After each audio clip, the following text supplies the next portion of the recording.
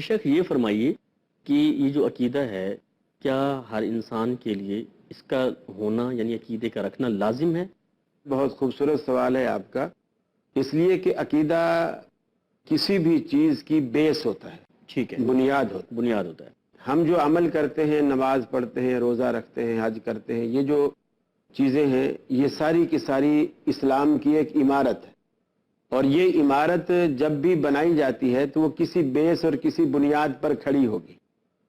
اور بنیاد اگر کچی ہوگی تو وہ عمارت دھڑام سے نیچے آ جائے گی، وہ اپنی جگہ ٹھہر نہیں سکے گی۔ تو عقیدہ اس لیے ضروری ہے کہ چونکہ اسلام کی باقی عمارت نے اس کے اوپر کھڑا ہونا ہے،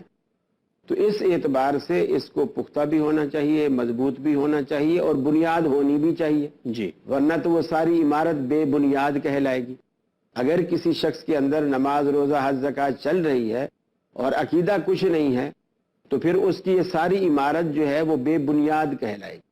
اور بے بنیاد عمارت پہ سوائے اس کے کہ ہمارا وقت ضائع ہوا، محنت ضائع ہوئی، خرچہ ہوا، اس کے سوا اس کا کوئی فائدہ نہیں ہے۔ عقیدہ اس لیے ضروری ہے کہ چونکہ باقی عمل کی عمارت نے سارا اس کے اوپر کھڑا ہونا ہے،